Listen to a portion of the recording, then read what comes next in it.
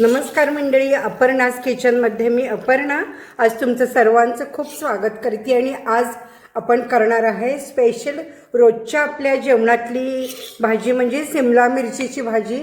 सगळ्यांना बहुतेक आवडते, ती वेगळ्या वेगळ्या पद्धतीने, कारण आपल्याला रोजचा स्वयंपाक हा चांगलाच व्हावा लागतो आणि पटकन। तर ही कमी व्यापाची पटकन होणारी वाटणही नसलेली अशी भरली सिमला मिरची कशी केली आहे ते पाहूया। आणि जर तुम्ही अजून सबस्क्राईब केलं नसेल तर नक्की सबस्क्राईब करा आणि बेल आयकॉनही प्रेस करा। स्टफ सिमला मिरची किंवा भरली सिमला मिरची करण्यासाठी अशा आपण बघा 1/2 किलो मिरच्या घेतलेल्या आहेत। साधारण 6-7 मिरच्या येतात। इथे आपण ही देठाची बाजू आहे ही काढून टाकणार आहे। आतलं बी काढून घ्यायचं, याचं पोकळ करून। हे बघा, आतून असं बघायची मिरची चांगली आहे ना। सगळ्या मिरच्या अशा पद्धतीनेच मी काढणार आहे। हॉटेलमध्ये वगैरे काय करतात ते असं उभं चिरतात आणि देठ मग तसंच राहतं। हे बघा, अशा पद्धतीने करून घेतली तरी चालेल, मग देठ मात्र त्याचं असं राहतं। आपण चमचाभर तेल घ्यायचं आहे इथे आणि त्या तेलामध्ये हिंग घातला मी थोडा। चांगला कढई तापलेली आहे आणि त्यामध्ये आपल्याला बेसन पीठ घालायचं आहे। 2 चमचे आपण बेसन पीठ घेतलेलं आहे, ते यामध्ये भाजून घ्यायचं आहे। कोणत्याही वाटणाशिवाय आपण हे करणार आहे। बेसनाचा खमंग वास यायला लागतो बघा, असं हे बेसन भाजलेलं आहे। बेसन भाजलं की आपण त्यामध्ये थोडा कढीपत्ता पण भाजतानाच घालायचा आहे। अतिशय छान रेसिपी आहे ही। त्यामध्ये आपण हळद घालायची आहे आणि लाल मिरची पावडर थोडी अर्धा चमचा मी घालणार आहे। असे बेसन भाजून झालेलं आहे, लगेच गॅस बंद करायचा। बेसन काढलं आपण यामध्ये बघा भाजलेलं, त्यामध्ये आपण मीठ घातलं, त्यानंतर शेंगदाण्याचं कूट 2 ते 3 चमचे। खूप मसालेदार अशी नाही, ही चवीला मस्त अशी भाजी आहे। हे बघा, कांदा 2 कांदे पण कच्चेच बारीक केलेले आहेत, त्यामध्ये टमॅटो घातलेला आहे, त्यानंतर कोथिंबीर आपण यामध्ये अशी घालणार आहे। त्यानंतर आपण यामध्ये गूळ, बेसनामध्ये तेल आहेच त्यामुळे तेल काही स्पेशली घालायची गरज नाही आहे। आणि आपण इथे जिरे पावडर घालायची, फक्त जिरे पावडर, इतर कुठलाही मसाला मी यामध्ये वापरलेला नाही आपण।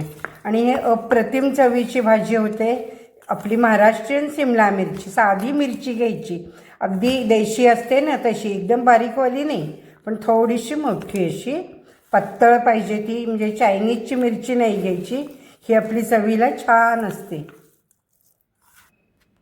बाजूची सिमला मिरची होती ती पण मी अशी कट करून टाकली, म्हणजे आपण देठ कापताना जी होती ना राहिलेली ती। आता ह्या कॅप्सिकममध्ये आपण सिमला मिरचीमध्ये बघा हे असं सारण सगळं घट्ट भरायचं आहे।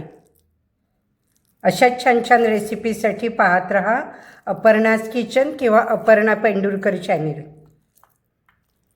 तेल तापलेलं आहे आणि आपण तेलामध्ये थोडासा हिंग, हळद, त्यानंतर अर्धा चमचा लाल मिरची पावडर म्हणजे कलर चांगला येण्यासाठी घातलेली आहे। आणि आपण हा जो मसाला थोडा राहिलेला आहे, आपण जे आज स्टफिंग केलं ते सगळं यामध्ये घालायचं आहे आणि परतायचं आहे। थोडं 1-2 चमचे राहिलं होतं ते यामध्ये घालायचं, म्हणजे चव छान येते। आता या सिमला मिरच्या आपण ज्या स्टफ केलेल्या आहेत त्या सगळ्या त्यामध्ये भरायच्या आहेत, ठेवायच्या आहेत। वर बाजू करायची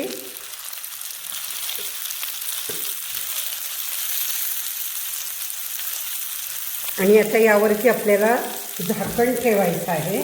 तर झाकण ठेवताना बघा साधं झाकण असं ठेवायचं आणि त्यावरती आपण पाणी ओतायचं आहे। पूर्वी बघा डायरेक्ट भाजीत पाणी घालत नसत, डायरेक्ट पाणी घालायचं नाही, वाफ चांगली आल्याशिवाय नाही पाणी घालायचं।